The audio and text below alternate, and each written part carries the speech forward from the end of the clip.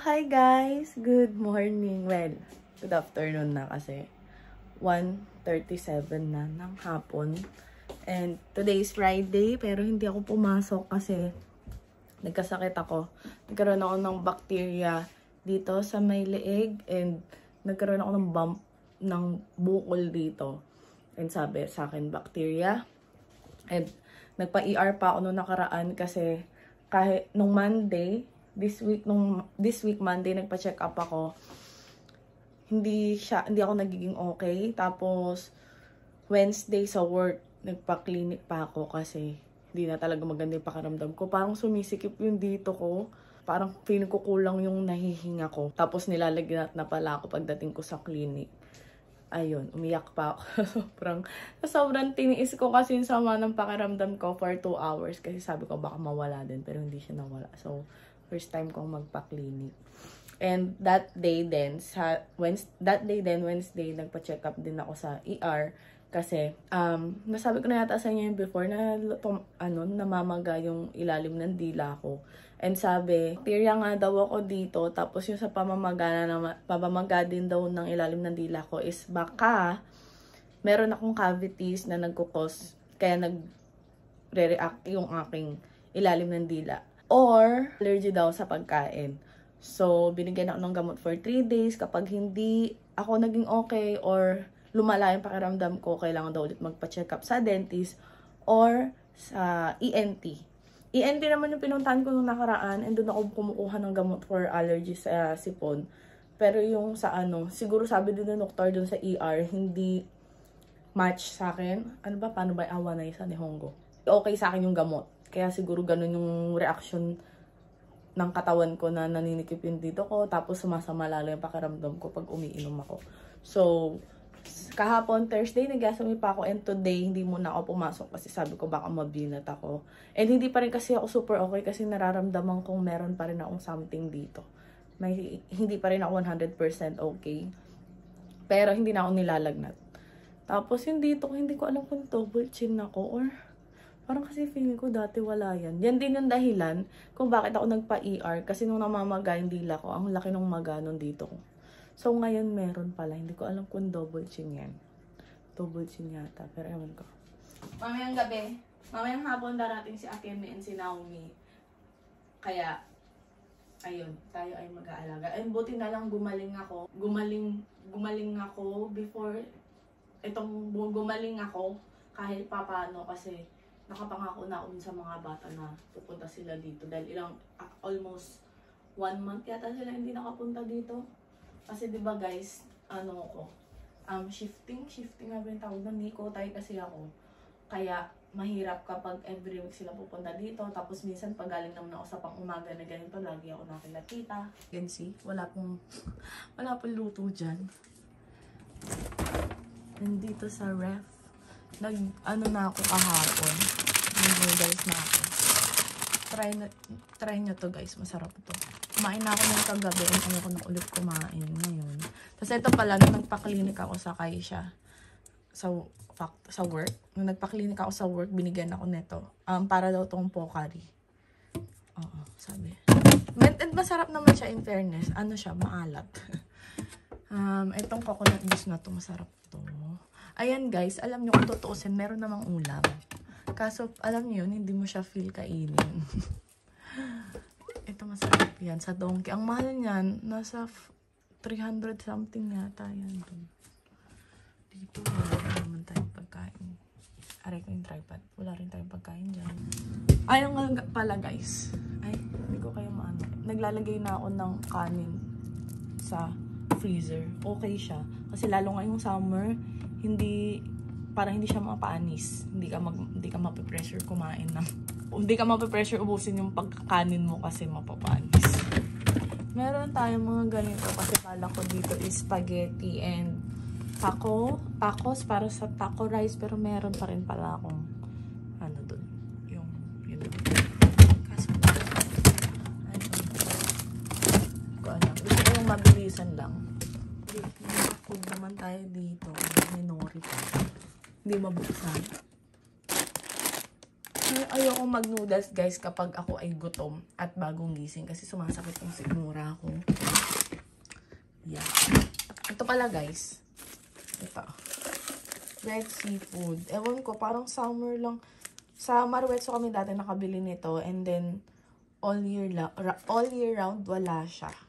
Tapos ngayon lang ulit nagkaroon. Kaya ayan. Hindi ko pa daw natikman pero sabi ni Papa at Mama masarap daw. Aray. Ito ang sitwasyon sa room nila Mama.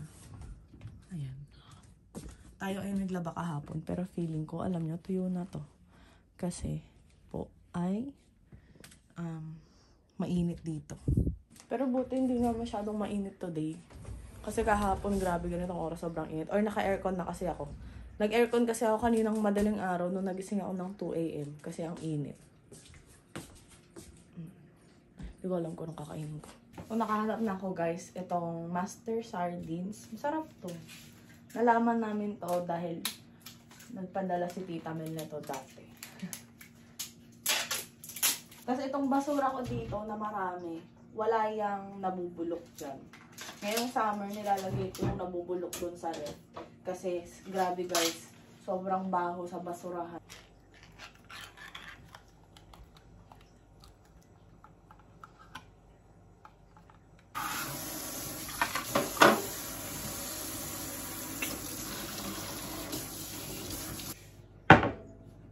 Ito yung kanin natin na galing sa freezer.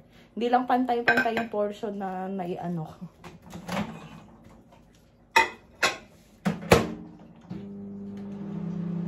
Ready tayo ng gamot. 3 times a day. Ay hindi. May 2 times a day, may 3 times a day. Ito 3 times a day. Alam nyo guys, dati hindi ko gusto yung amoy nito. Parang nakakaduwal. Pero, yun. Nasanay na kasi syempre taste ganda. Ito lang yung ating sampayan, kaya ayan, may nakasampay dyan. Ito sa side na to guys, hindi pa rin siya talaga totally maayos. Hindi pa rin siya totally organized kasi wala na kasing paglagyan dun sa cabinet. Kaya kumuha rin ako ng balikbayan box para ilagay dito lahat ng mga nandun na pwede na iuwi sa Pinas, yung hindi naman namin na kailangan.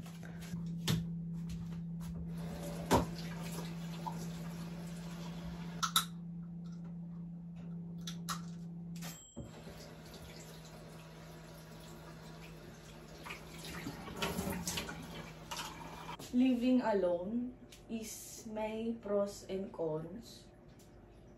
Pero mas maraming cons. Pagdating sa nakakalungkot. Kasi sanay ako na lagi kami magkakasama. Kaya, yeah. Dati akala ko masarap mamuhay mag-isa. Hindi pala. Ilang weeks ko na naman na ito ang aking laging pinapanood. Desperate Housewives.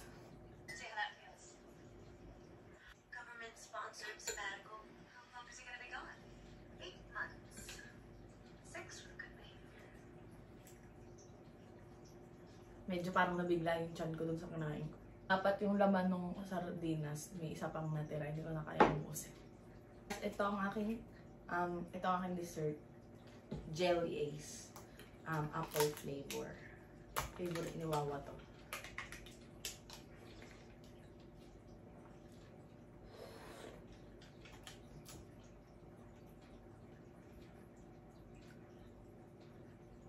Tapos habang kumakain ako, tinatawag ako nitong otap. Favorite ko yan, otap. Pero ito kasi medyo matigas siya. May otap kasi na malambot, diba?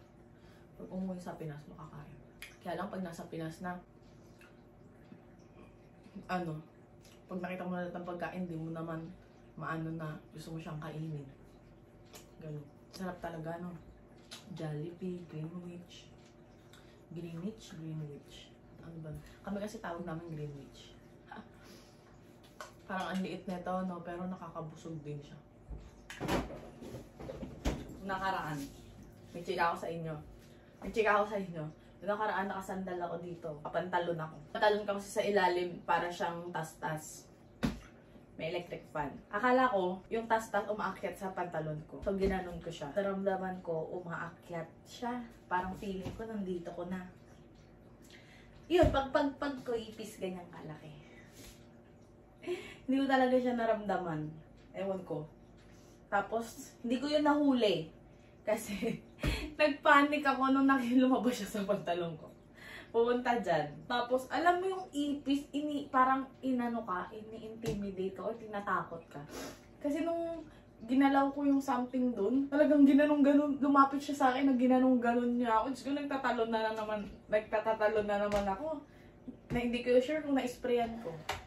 Feeling ko nagpunta siya dun sa likod, sa may washing machine sa ilalim, kaya tinodo kong sprayan dun. Tapos dito, tinignan ko naman maigi, wala. Oh, dito, kasi diba wala naman tong saraduhan. Inalog ko na yan lahat, pati dito, wala. So, hopefully, nandun siya sa ilalim, tapos namatay na. Wala lang, na-share ko lang. Grabe yun. Sabi nga ni Papa, hindi mo naramdaman na may guwagapang. Alam nyo, ito yung naramdaman ko din sa work noon, nung umuwi ako nung Wednesday. Sobrang sakit nun. Parang nangangawit yung leg ko, tapos ito ko masakit. Eh, usually, sumasakit lang naman yung balikat ko pag nasa work. Or after work. Pero ngayon, ewan ko. Aray ko, ang sakit niya. Sign of aging.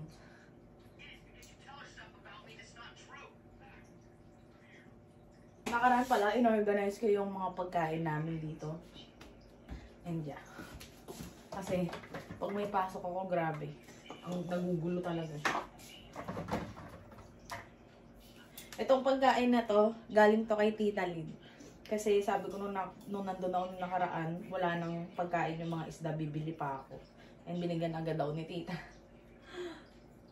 O yan daw niya, gutom na.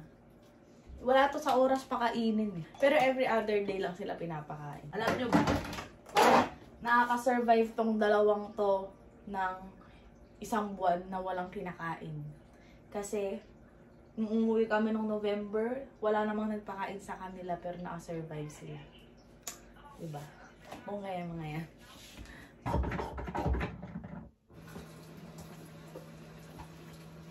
Oh, dahil sardinas ang kinain natin, mag-toothbrush tayo. Dati-rate, hindi naman ako ganun kasi nakangawit yung leg ko. Ngayon, inaano ko na mag-toothbrush ako pag kumakain ako ng mga ganyan kasi baka mamaya naaano yung bibig ko. Lababo namin. Hindi ko pa ito natatago kasi basa pa. Ngayon mababasa na naman siya. Nagkaganyan lagi. Ito alam ko normal yan. Pero ito hindi ko alam kung bakit lagi siyang nagdudumi. Dito naman wala. So, linisin na rin natin habang nandito tayo.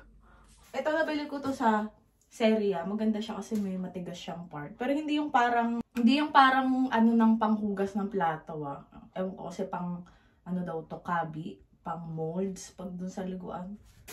Hindi ko alam bakit nagkakaroon. Ayan, natatanggal naman siya kagad kaso lang nagtataka ako. Kasi dati, dun sa kabila, hindi naman nagaganyan.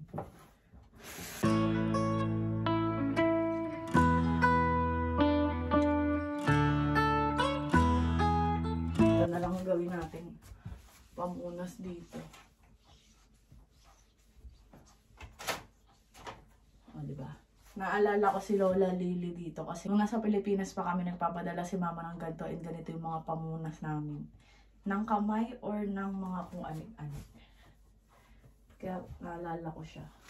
May nakita ako kanina sa Facebook na darating sa 2124 is lahat daw tayo wala na sa mundo. By that time, baka nakalimutan na tayo ng mga pamilya.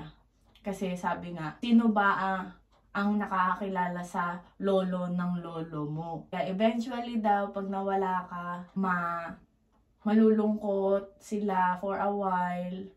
And then, eventually, makakalimutan ka. Minsan ka na lang maaalala. Parang eto, yung lola ko, naaalala ko siya sa ganito. May mga bagay na nakakapagpaalala sa akin sa kanya. And sabi, kaya yung mga bahay daw na binild natin, magkakaroon na ng strangers kasi hindi naman sure kung pamilya mo yung titira doon. Hindi ka na makikilala ng kaapu-apuhan mo kung sakali. Kaya sabi daw nga, gawin natin yung nagpapasaya sa atin. Huwag tayong ma-lost sa mga walang kwentang bagay. Basta yung gawin natin yung makapagpasaya sa atin pero wala tayong nasasaktan or natatapakan na iba. Pero alam niyo, pag nakakakita ka ng ganun, parang oo nga no. Eventually, makakalimutan ka rin ng mga tao. Realization lang na ganun ang buhay. Pakadali lang ng buhay no. Ako dati 13 lang ako na wala akong iniisip kasi di pa ako nagtatrabaho no. Nasa bahay lang ako, tamang kain, tulog, computer lang. Pero ngayon, nakikita nyo pala. Aray ko. Na meron na akong puti-puti sa face. Hindi yan laway ha. Ano yan? Yung skincare ko last night. Ang sarap naman dito. Lamig kasi binuksan ko yung kwarto ko.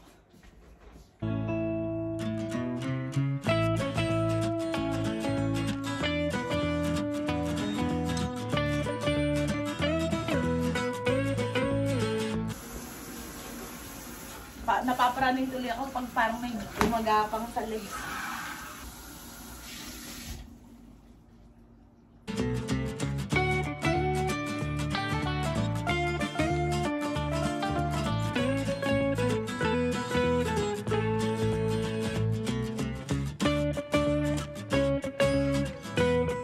Lola Lily ko ayaw na pinaggaganang-ganan tong mga kutsara tinidor. Kasi babae lalaki daw yan kutsara tinidor, so mag-aaway-aaway daw pag pinagganon-ganon. Alam niyo yun, yung mga ano, ewan ko kung ako lang or ewan ko, ay naaalala ko yung mga ganon, yung mga sinasabi usually ng mga tao, lalo na pagpamahilig. Naamoy ko yung safeguard, naaalala ko yung bahay namin sa probinsya. Nadala ko na yan sa work nung nakaraan and feeling ko na pipi na siya kaya sabi ko yan unang kakainin.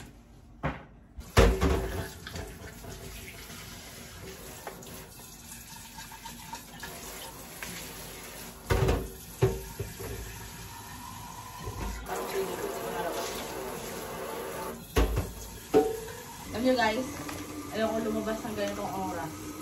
Bala ko kasi bumili ng ano, ng pagkain sa mga bata. Pero mamayang gabi na lang kasi sobrang.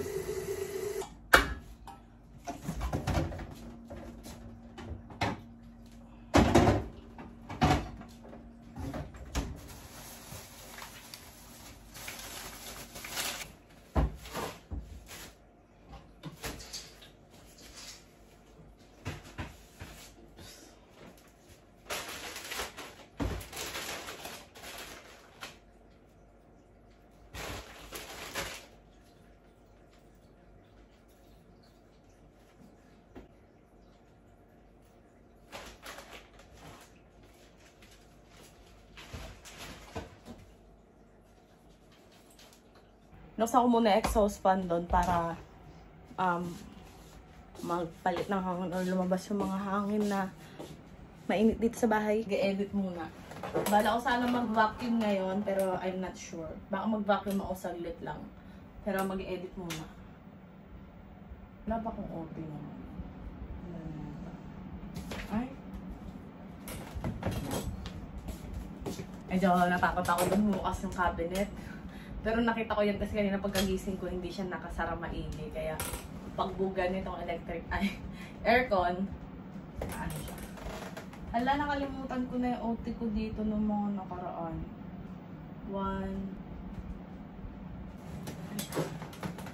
Itong i-edit kong vlog is ito pa yung naglipat ako, May pa to. Tapos ang dami-dami kong vlogs na hindi ko na yata may edit yun. Kaya, ewan ko.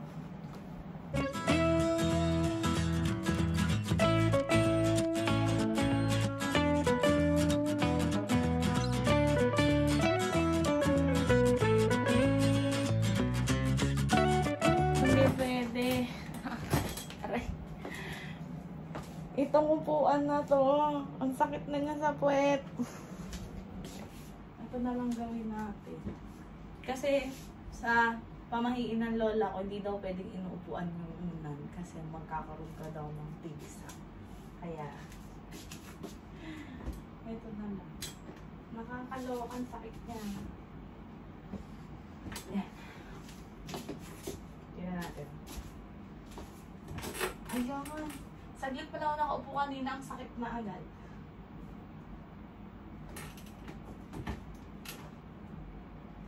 So guys, nakipag-chismisan ako. Pagkatapos ko mag-edit, nakipag-chismisan ako, nakakaloka. So, alas 6 na guys. Pero tingnan nyo kung gano'ng kaliwanag pa rin. Diba? Parang hindi pa nagsa-sunset. Kumain lang ako saglit. Kasi kanina pa ako hindi kumakain. Alauna na yung kinain ko kanina. And natunaw na siya. Mag-vacuum ako. Ano? Vacuum-vacuuman lang to kasi naaaligas-gasan ako kagabi dito sa sahig dahil nag-cutics ako tapos hindi ako nakachinelas. So parang sabi kong aligas-gas ng sahig, dadating yung mga bata, sasampa-sampa sa kama. So tamang ano lang tayo. Vacuum lang saglit.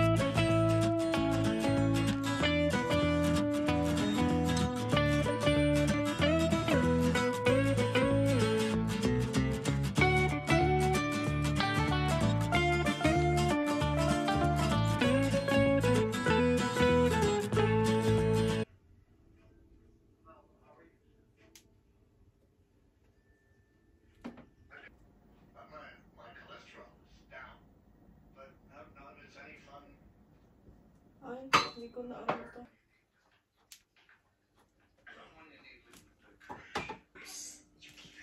Ito, sabon. Wala nang sabon. Wala na ba?